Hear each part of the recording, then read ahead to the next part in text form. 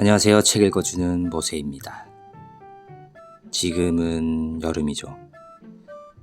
제가 좋아하면서도 싫어하는 계절입니다.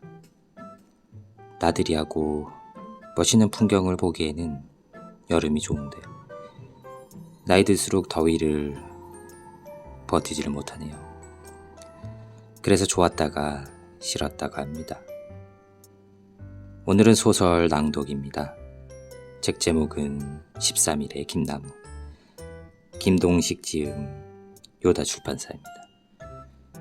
책 내용 중에 저는 13일의 김나무라는 파트만 낭독하기로 하겠습니다.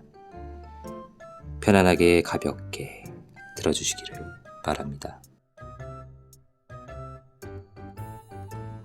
13일의 김나무. 왜 또 13일이야? 진짜? 김나무는 아침에 깨어나자마자 절규했다. 그는 벌써 5번째 똑같은 하루를 반복하고 있었다. 알람으로 켜진 TV에서는 아예 내용을 외워버릴 것 같은 13일의 날씨 예보가 반복되었다. 미세먼지가 많던 하늘이 맑게 개어 어젯밤에는 도심에서도 별을 관찰하기가 참 좋았는데요. 오늘도 날씨는 미치겠네 진짜. 왜 자신에게 이런 기묘한 현상이 일어났는지 그 원인조차 짐작하지 않았다. 단지 밤에 별을 보다 잠들었을 뿐인데 반복되는 13일의 지옥에 갇혀버린 것이다. 똑같은 하루를 보내고 잠이 들었다 깨면 또다시 13일 아침.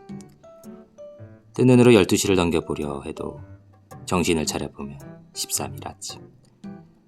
절대로 14일이 찾아오지 않았다. 한숨을 내쉬며 대충 세면을 한 김나무는 출근길 지하철로 향했다. 가는 길에 보이는 풍경도 늘 똑같았다. 저기서 빨간 치마 아가씨가 발목을 삐끗하고 저 가게 앞에서 여학생 둘이 셀카를 찍고 지하철 개찰구를 통과하던 등산복 아저씨가 삐 소리에 걸리고 계단에서 내려오던 안경을 쓴 여자가 아이씨. 개찰구를 통과하려던 김나무가 돌아섰다. 어차피 매번 똑같은 반복되는 하루인데 회사는 가서 뭘 한단 말인가. 그는 아예 보통의 일상에서 완전히 벗어나기로 했다. 카페에 들러 커피를 한 잔 마시고 가장 비싼 호텔 뷔페를 검색했다. 오픈 시간을 확인하고 그곳으로 갈 택시를 잡는 김나무. 중간에 회사에서 전화가 오자 대충 둘러댔다. 몸이 아파서 오늘 출근 못합니다. 호텔 근처 PC방에서 시간을 때우다가 점심쯤 뷔페를 즐기고 그대로 호텔방에서 휴식을 취했다. 저녁은 룸서비스로 대체하고 TV를 보면서 초조하게 시간을 보냈다. 이윽고 긴장하며 12시를 향해 가는 시계만 바라보았는데 12시가 넘어가자마자 역시 미세먼지가 많던 하늘이 맑게 개어 어젯밤에는 도심에서도 별을 관찰하기가 참 좋았는데요. 오늘도 날씨는 정신을 차린 김나무는 또 자신의 방에서 13일 아침을 맞이하고 있었다. 그는 정말 미쳐버릴 것 같았다. 다람쥐 쳇바퀴 돌듯 무한히 13일을 반복해야 하는 걸까? 막말로 이대로라면 무슨 짓이든 다 시도해볼 것 같았다. 나쁘진까지. 멍하니 누워서 천장만 바라보던 김나무. 문득 핸드폰을 집어들고 여자친구 홍혜화에게 전화를 걸었다. 둘은 서울, 대구, 장거리 연애 중이었다. 김나무는 일어나 욕실로 향했다. 홍혜화를 만나 대구에서 12시를 보낸 김나무. 혹시나 했지만 역시나 아침에 눈을 뜨니 또 13일이 반복되고 있었다. 미세먼지가 맑던 하늘이 맑게 개어 어젯밤에는 도심에서도 별을 관찰하기가 참 좋았는데요. 빌어먹을. 한숨을 내쉬는 김나무는 다시 여자친구에게 전화를 걸었다. 어차피 반복되는 일상이라면 홍해아를 만나는 것이 김나무가 보낼 수 있는 가장 즐거운 하루였다. 그러나 대구에 도착해서 홍해아를 만난 김나무는 쓴웃음을 지었다. 어제와 똑같은 옷을 입은 그녀가 어떻게 회사를 쉬었냐며 똑같은 질문을 던졌으니까 말이다. 그래도 김나무는 어제와 똑같은 데이트를 할 생각은 없었다. 김나무는 그날 하루를 최대한 즐겁게 보냈다. 그러면서도 홍해아를 바라보는 그의 얼굴엔 그늘이 있었다. 어차피 내일도 또 13일이겠지. 이것도 언젠가는 질리겠지. 홍해아가 그런 기미를 눈치챘다. 그녀는 대구에서 자고 가겠다는 김나무에게 물었다. 오빠 무슨 일 있어? 김나무는 가만히 홍해아를 바라보다 입을 열었다. 아마 말해줘도 못 믿을 거야. 무슨 일인데?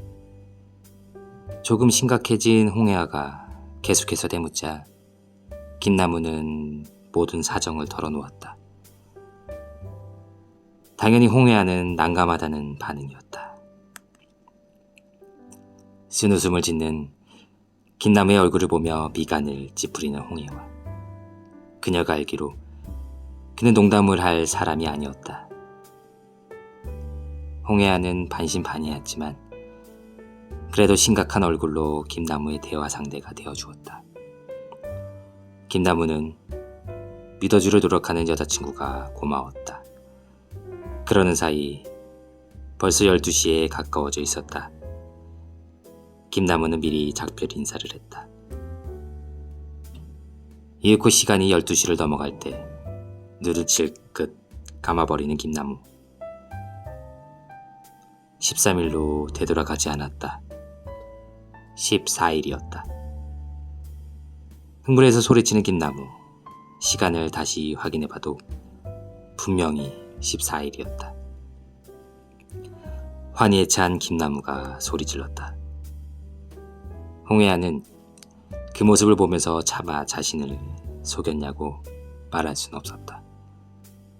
속으로 걱정은 좀 되었지만 김나무는 잠깐 왜 이렇게 되었는지 원인을 생각해 보았다. 알 수 없었지만 알 것도 없었다. 그는 13일에 지옥에서 해방된 것만으로도 기뻤다. 그러나 기쁨이 지나가자 곧 걱정이 생겼다. 김나무는 온종일 회사에서 오는 전화를 받지도 않았었다. 이럴 줄 몰랐으니까. 서울 가는 첫 차를 검색하고 잠깐이라도 눈을 붙이려는 김나무.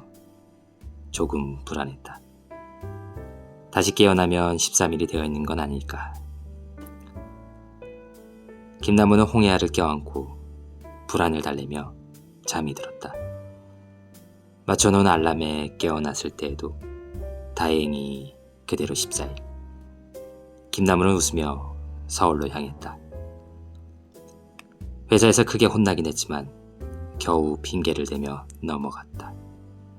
일을 하고 저녁을 먹고 TV를 보고 소중한 14일을 하루를 보내며 잠자리에 드는 김나무.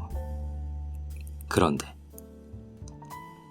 미세먼지가 맑던 하늘이 맑게 개어 어젯밤에는 도심에서도 별을 관찰하기가 참 좋았는데요.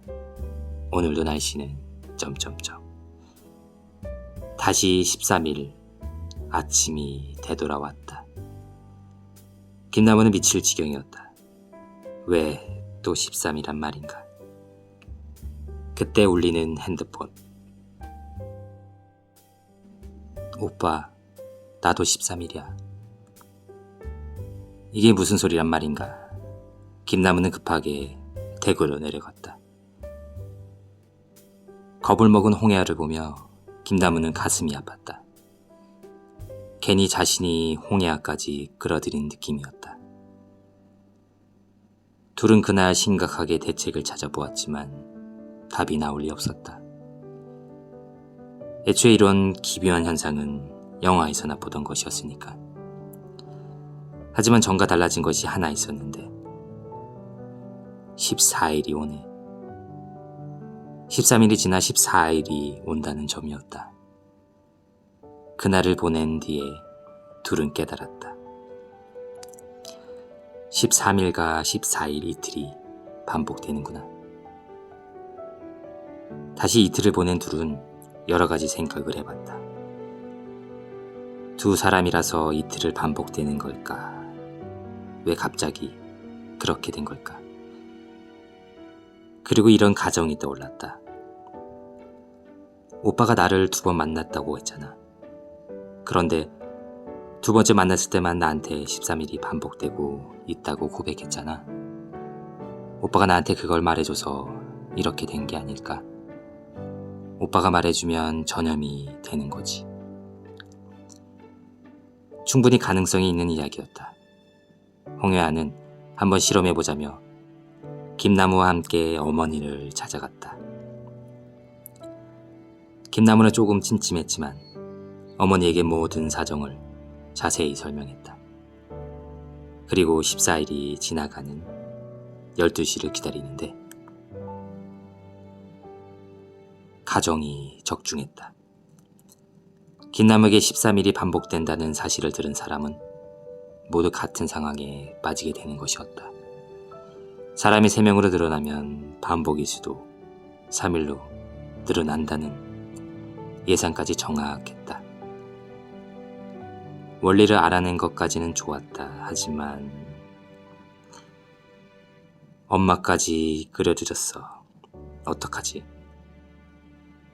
잘 생각해보면 이건 저주였다. 미래 없이 반복되는 쳇바퀴에 빠지는 저주. 김나무는 울먹이는 홍해아를 위로하며 가장 좋은 식당에서 어머니를 대접했다. 그곳에서 어머니가 분위기를 풀기 위한 농담을 던졌다. 어머니는 딸을 위로할 생각이었는지 이렇게 말했다. 난 꼭 이게 나쁘다고만은 생각하지 않아. 3일간 하고 싶은 대로 다 해도 상관없다는 거잖아. 어차피 13일로 되돌아가니까 엄마는 일상을 탈출한 기분이야. 네 아빠랑 여행도 다녀보고 싶고 해외여행도 갈 수 있지 않겠어? 소녀처럼 기뻐하는 어머니의 모습은 두 사람에게 위로가 되었다. 그리고 정말로 김나무는 홍해와의 아버지에게도 13일의 반복에 대해서 털어놓았다. 그렇게 2번 정도 4일을 반복해 보낸 뒤 김나무도 무언가 결심이 섰는지 자신의 부모에게 13일의 반복에 대해서 고백을 했다. 이제 6일이 반복되었고 모두 함께 베트남 여행을 다녀오기도 했다. 어차피 이런 상황이다 보니 두 집안은 구두로 사돈을 맺어버린 것이다. 네 동생도 공부하느라 힘든데 같이 가자. 가족은 다 같이 해야지. 김서방 좀 도와주게. 어느새 반복 일수는 7일, 또 8일, 9일이 되었다. 반복 일수의 간격이 이렇게 길어지는 게 꼭 나쁘지만은 않았다. 전 재산을 9일 안에 다 써버립시다, 사돈. 그럽시다. 김나무는 혼자서 13일 하루만을 반복하던 것과 사랑하는 사람들과 함께 며칠을 반복하는 것에는 큰 차이가 있었다. 견딜만 했고 오히려 좋을 때도 많았다. 물론 매번 13일의 아침으로 돌아올 때면 허탈한 마음이 들기도 했는데, 그래서 이런 말이 나왔다. 9일은 너무 짧은 것 같아. 한 달쯤 되면 좋을 것 같은데 말이야. 모두가 모여서 토론을 했다. 솔직히 한 달쯤 되면 저주라고만 볼 수는 없을 것 같지 않은가? 맞아요. 로또 당첨 번호도 다 아는데 오히려 날이 늘어나면 늘어날수록 좋을 것 같아요.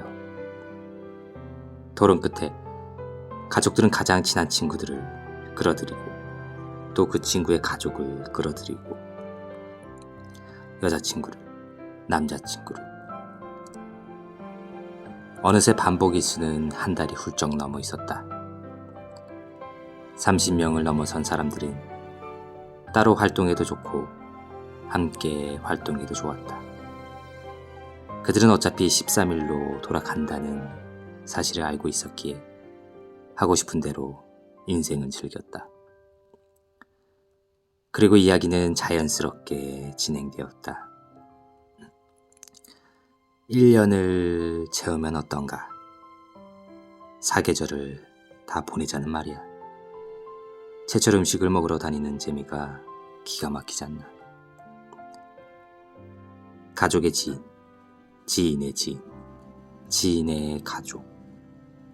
김나무는 수백 명에게 13일의 반복에 대한 이야기를 해주었다. 직접 만나지 않더라도 전화나 문자로도 가능했으니 금방이었다. 결국 365명을 넘겼을 때 홍해아는 말했다. 이런 식으로 계속 늘리다 보면 결국 우리에게도 미래가 찾아오는 거 아닐까? 결혼도 하고 아이도 낳고. 그녀는 눈을 빛내며 말했다. 나한테 좋은 생각이 있어.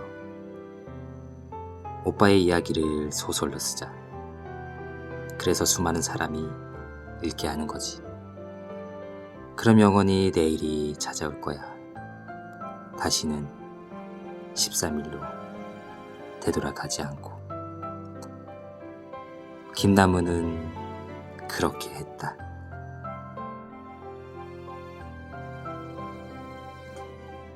여기까지 낭독이었습니다. 이 소설을 읽으면서 상상을 해보았는데요. 좋을 수도 있고 안 좋을 수도 있을 상황인 것 같습니다. 그리고 아이디어가 꽤 괜찮은, 그리고 참신한 내용들로 책이 구성되어 있는 것 같습니다. 책의 내용이 궁금하시다면 구매 후 완독하시기를 바랍니다. 그러면 지금까지 책 읽어주는 모세였습니다. 즐거운 하루 되시고 다음에 뵙겠습니다.